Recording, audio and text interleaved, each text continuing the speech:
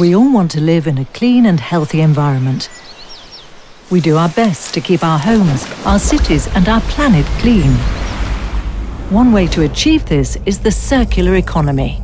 Its aim is to avoid waste. If not possible, the waste should be reused or recycled. But what do we do with what's left after recycling? What do we do with our residual waste? This is the real waste. Because it's polluted or the quality of the material is too poor after having been recycled several times. It's simply not good enough for recycling.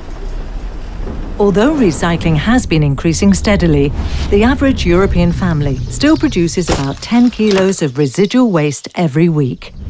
In the whole of the EU, that's 2.5 million tonnes of unrecyclable waste. Enough to fill Wembley Stadium in London, twice every week.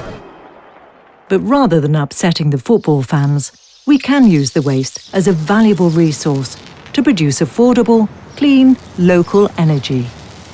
Our waste-to-energy plants use your 10 kilos of residual waste to produce enough energy to heat up the water for your morning shower 7 times, 5 minutes each.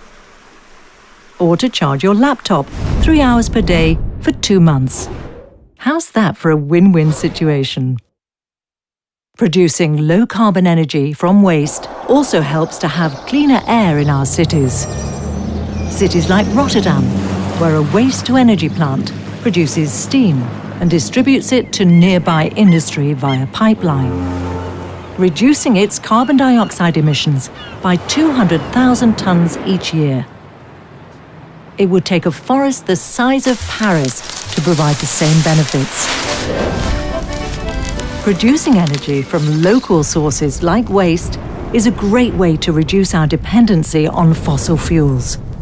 Today, the energy content of residual waste treated in European waste-to-energy plants is equal to almost 20% of natural gas imports from Russia. Waste-to-energy plants could potentially supply about 70 million people with heat or electricity, offering a sustainable alternative to 25 coal-fired power plants. Turning unrecyclable waste into energy, rather than putting it in landfills, would also save up to 92 million tonnes of carbon dioxide emissions in the EU.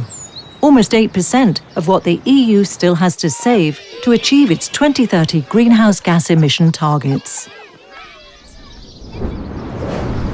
We can no longer afford to waste our resources.